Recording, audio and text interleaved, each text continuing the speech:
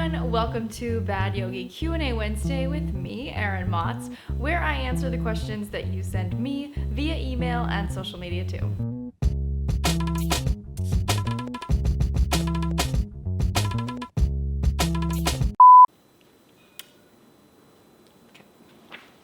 Today's question comes from Anita, and I'm not sure where she's from, but she says, "It feels like I'm constantly surrounded by bad news and the world is crumbling.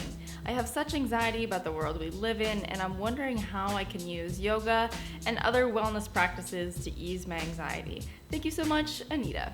Now, on a more serious note, I really wanted to answer this question because I definitely relate to it. I myself struggle with these periodic episodes of anxiety about the world, and it is really a difficult situation to deal with, especially if you feel like you don't have the tools at your disposal to do so. Now, I do want to put a little asterisk on this Q&A and say that if serious anxiety, serious depression are things that you deal with on a regular basis and things that you have a really hard time getting under control, that I definitely advise you to talk to a medical professional, because sometimes nothing is better than a therapist who's qualified and other modalities of treatment that I can't offer you here. For others of you that feel like your anxiety is very much brought on by your surroundings, I do have some words of advice. Unfortunately, the world we live in thrives on telling bad news. Bad news is what gets the most clicks on the internet. Bad news is what makes people turn on their TVs as soon as they get home from work. Bad news is the thing that people want to see more than anything else, unfortunately. Now, when you feel like bad news is on surround sound, you're not totally wrong, because it is. And for myself, the biggest thing that I did most recently is simply turn it off. So I think if you struggle from this kind of periodic anxiety, the first thing that you need to do is stop looking for things that stress you out. What I mean by that is, do not spend your spare time scrolling through Facebook, because even though I'm sure your friends and your family are awesome, it is inevitable that there's going to be those few stories that keep popping up on your feed. Eventually you want to click them. They're going to stress you out. They're going to make you feel bad. They're going to make you feel scared about the world you live in.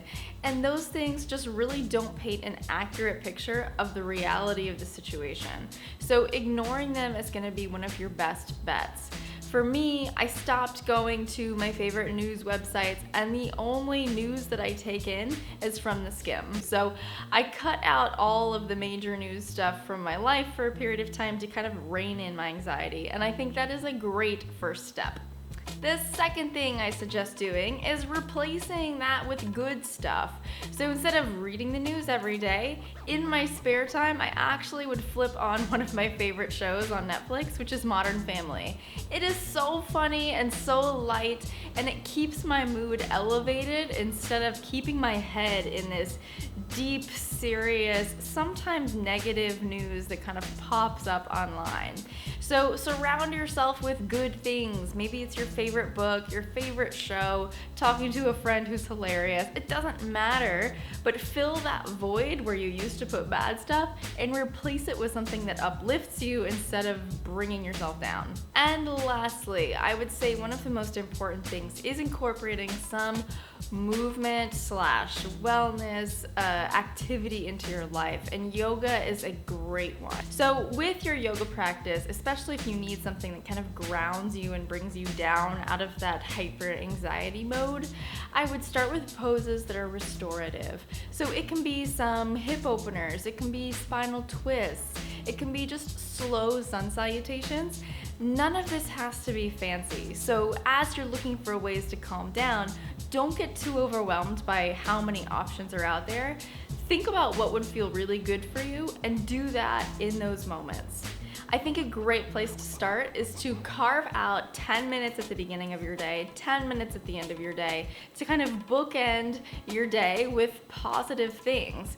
So maybe you do a little bit of a wake-up routine / meditation in the beginning of the day, and you cap it off with a little bit of feel-good twists, neck stretches, etc. at the end of your day. Another key to keeping your practice well-rounded and effective is to use some kind of mantra. And mantras can be really intimidating because we feel like they have to be Sanskrit or they have to be really complex or deep or spiritual.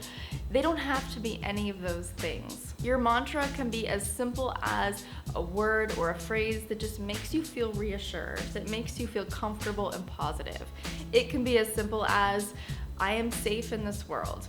It can be as simple as, I am taken care of, I am guided.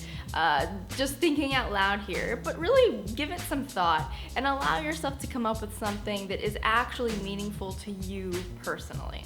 So there you have it, Q&A Wednesday. I really hope that this was helpful. Now, as usual, I would love to hear from you. Share with me what your favorite kind of coping mechanisms are for the daily stress and anxiety that comes up in your life, how yoga has worked for you and all of this.